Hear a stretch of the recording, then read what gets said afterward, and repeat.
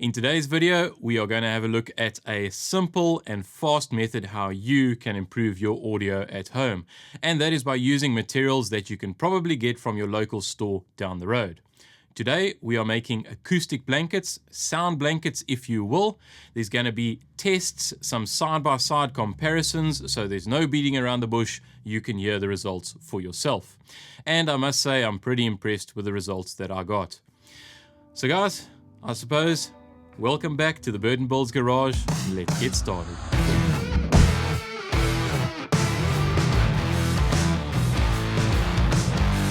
So why are we making these acoustic blankets?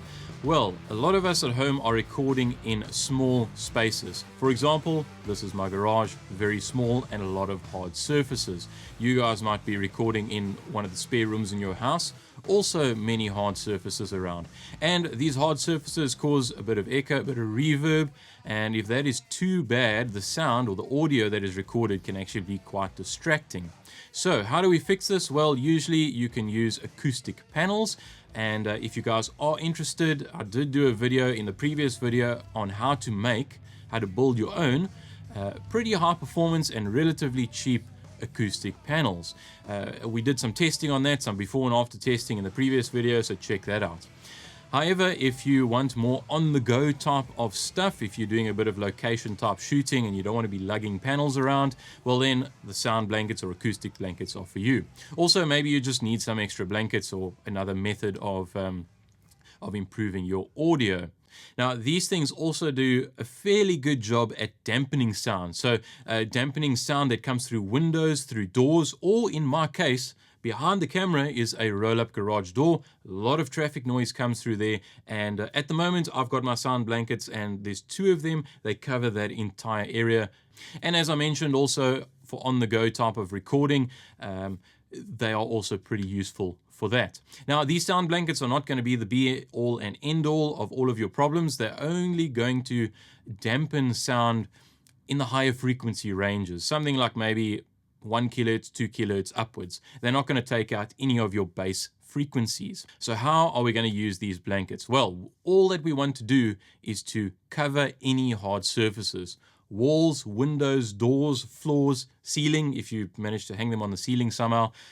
And also, not a lot of people think about this, but the table that you are potentially sitting in front of, maybe you're recording into, the sound bounces off that table and into your microphone, so you may also want to put a blanket over that. So you may also ask, why can't we just use moving blankets? Well, guys, you can use moving blankets. You can basically use any type of blanket or pillow or anything that is really soft. However, keep this in mind that moving blankets are designed to be tough.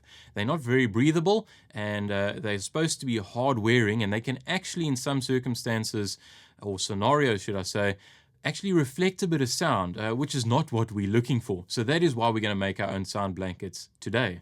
So once we've made these sound blankets, how are we going to hang them up? Well, if you look at professional acoustic blankets, they've generally got along 2 or 3 or even 4 of the edges eyelets or grommets, and those are to enable you to hang it up on the wall, to hang it over a hook. That's another downside on moving blankets, that they don't have these little eyelets. But if you don't have the little eyelets, you can really do anything. You can hang it over a speaker stand, over a C-stand, over whatever you can come up with, and put a cross member up, and you just throw the blanket over it, hook it up with some spring clamps, and there we go. Any one of those methods will really work. So today what I do is I've got a piece of wood. It's along the top of my garage door. Basically, it's fastened on either end, and I screwed some screws in it, and that is where I hook my sound blankets onto. It's really simple, fast to put up, very efficient, and that's what I really like. For on-the-go type of recording, on set away from home, I just take a speaker stand with me. It's a very tall speaker stand, and it's got a cross member that kind of just sticks on the top of it. I literally just take my blanket, throw it over the top, clip it on with some spring clips, and there we go, works perfectly. So making these sound blankets, what tools are we going to need? Well, quite simply, not a lot, just a pair of scissors, a measuring tape, a sewing machine, some pins, and a bit of chalk to mark out your lines on the material. Which brings us to what materials are we going to need? Also pretty simple, not a lot. We're going to need a covering material, something that is, quite robust but still breathable. We're also going to need some grommets or some eyelets, and generally these things come with a little mandrel to press them together, to press them into whatever material they're going into. And then the most important thing is the filling, which we are going to be using carpet underfelt. So the carpet underlay that I chose is 10 millimeters thick, and it's about 1 kilogram, 1,000 grams per meter squared. Fairly heavy stuff, or about 0.2 pounds per square foot. Now, the reason I specifically chose this material is basically because that was all the shop had. So I took it. But I must say it works really, really well. And the underlay is made up of a mixture of basically waste materials, offcuts of wool, cotton, synthetic fibers, some of the offcuts of the carpet manufacturing process, that type of thing. So it works really well. It's a very nice combination of a whole lot of different materials. Before we get into the build, please give the video a thumbs up if you want to see more of this type of content, and leave me a comment in the comments section. It's really always nice to hear what you guys think. Okay, let's get building. I start off by laying the sheet of material out on the floor. It's a nice big area to work on, really nice and flat. I then folded it over to make a double layer, so what you are seeing now is a double layer of material. Just for reference, the size of the underlay I'm going to be inserting into the material cover is 2.2 meters by 1.55 meters, or if you prefer to work in inches, that is 86.6 by 61 inches, and you can see it folded up over here. I then made some measurements and drew chalk lines onto the material. The inner lines, these ones, are 2.2 meters by 1.55 meters, and I marked these lines to give me a guide as to where I'm going to be stitching. I then added an extra 100 millimeters around two of the edges. That's these lines over here. And this is so that we can create a wide seam, one that is wide enough to be folded 3 times over, stitched together, and still remains wide enough for the eyelets to be pressed in. We'll circle back to these eyelets later. I then pinned everything up, multiple pins along each of the lines, just to keep 2 layers of the material aligned. These pins will be removed as we are running the material through the sewing machine. I also pinned the bottom edge of the material. Now, there isn't a guideline drawn here, however, we'll just stitch it along this edge. Next up was to move over to the sewing machine and stitch the bottom edge and both of the lines along the right hand side. Little bit of a note here, leave the top edges open for now.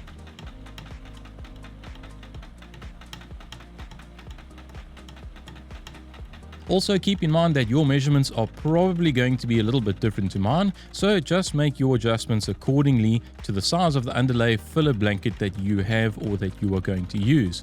Although you can still add that 100mm edge along the side and the top. Once that is done, we create the 3-layer seam by folding the material over twice onto itself and pin it along this edge.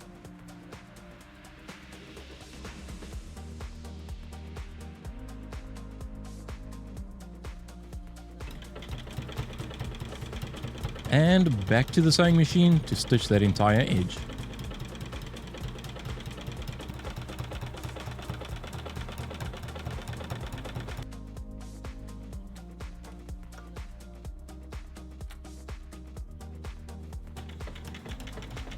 Next up was to mark 200mm spacings for each of the eyelets. Now, you make your measurements according to the spacings that you prefer for your eyelets. Along the long edge, I made mine 200mm, and along the top or the shorter edge, they were 150mm.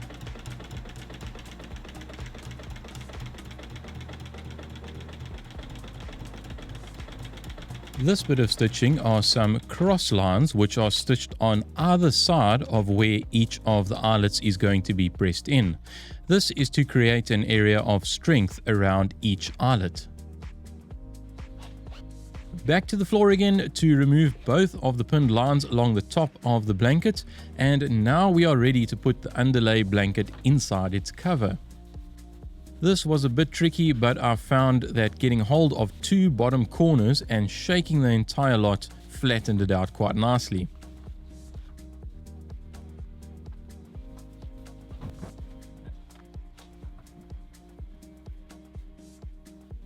I also did put some clamps along the bottom edge to help hold it in place as I flattened out the insert.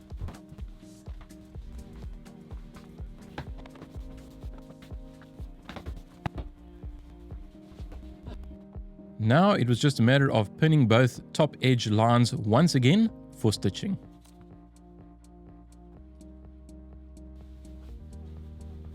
I found rolling the blanket and placing it on a rolling dolly made it a whole lot easier to run the blanket through the machine.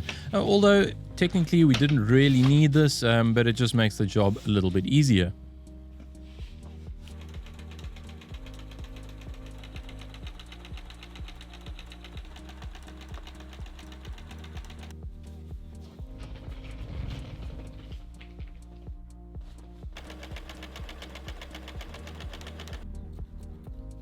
I trimmed off the excess material, folded the edge over itself twice to create that 3-layer seam, headed over to the machine and completed the stitching. Now we are left with a fully encapsulated blanket. To stop the inner from balling up over time, I stitched lines all around the edges of the blanket. So the stitching basically goes through the top of the material, then through both of the layers, and then through the bottom of the material again. And that basically just holds everything in place.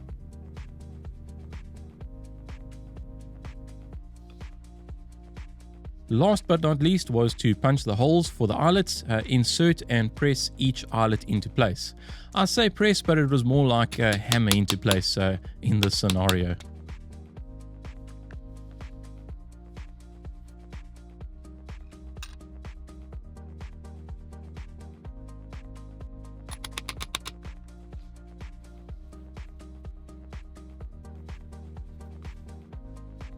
And that's it. Sound blanket complete. Now I must say that these were a little bit more work than I originally thought they were going to be, although really not that much more, but I guess easy is not worth anything.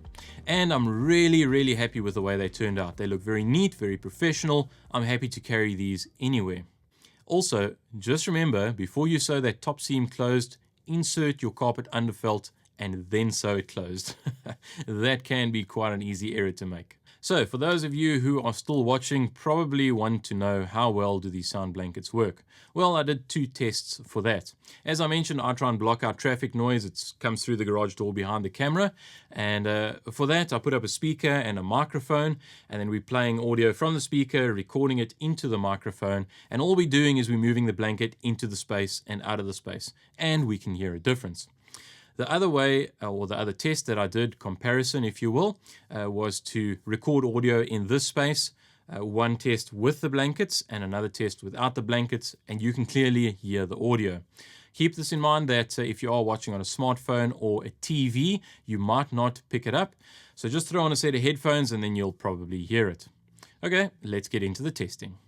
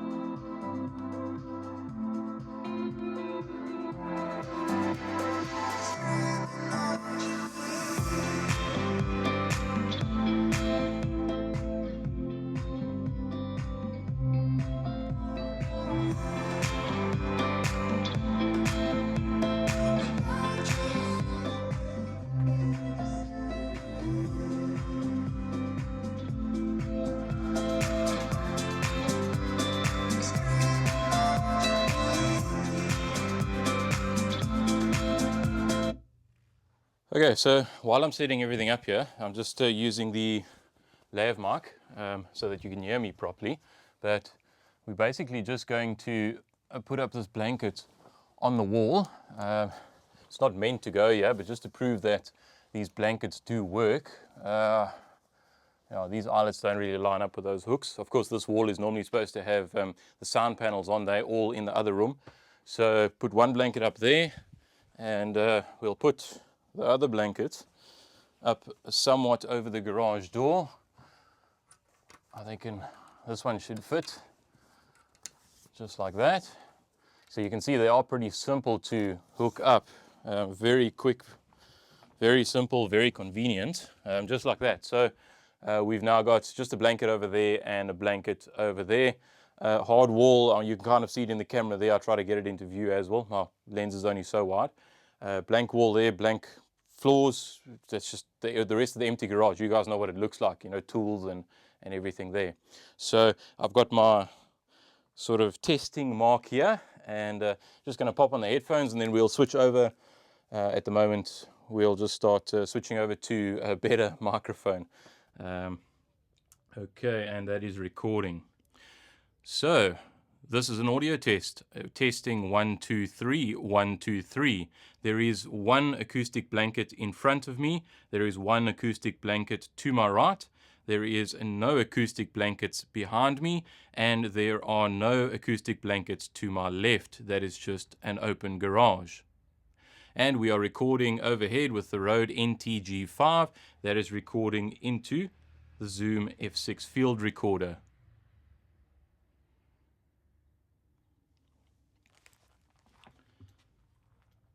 Okay, now I'm just going to take these blankets down quickly, and then we'll do another test with a blank garage, and then we can actually see how well they work.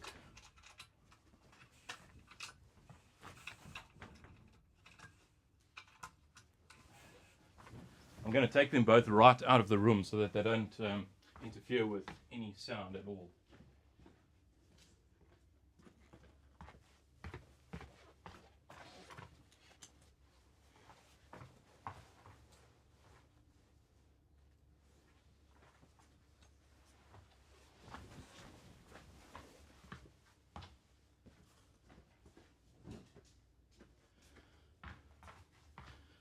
Okay, there we go. So back into the room. Nothing else has been changed. This has still been recording, and everything is still the same. And let's go for it. This is an audio test. Testing 1 2 3 1 2 3. This is an audio test. Testing 1 2 3 1 2 3. There is no sound blanket in front of me. There is no sound blanket to my right. There is one acoustic blanket in front of me. There is one acoustic blanket to my right. There is no sound blanket to my left. And there is no sound blanket to... well, that's behind me actually. So there's no sound blanket behind me, and there is no sound blanket to my left. That's just that standard open garage again. There is no acoustic blankets behind me, and there are no acoustic blankets to my left. That is just an open garage. And we are recording with the Rode NTG5 microphone that is recording directly into the Zoom F6 field recorder. And we are recording overhead with the Rode NTG5 that is recording into the Zoom F6 field recorder. So there we have it, quite a good result. I'm pretty happy with that. Guys, please remember to support the channel by subscribing. It really does help me out. And also, if you are interested in any of the gear that I'm using in this video to build and to record, it's in the description. Just go check out those links. Also keep in mind that your results may vary. So according to the space that you're in, the size, the type of surfaces around you, the way that you make your blanket, maybe you've got furniture in the room, there's a lot of factors that are going to affect the performance of these things. So just keep that in mind, and and overall you're probably going to get some bit of improvement. So chaps, that's it. Please like, subscribe and comment on the videos. It's always nice to hear from you guys. Thank you very much for watching, and I guess we'll see you next time. Cheers.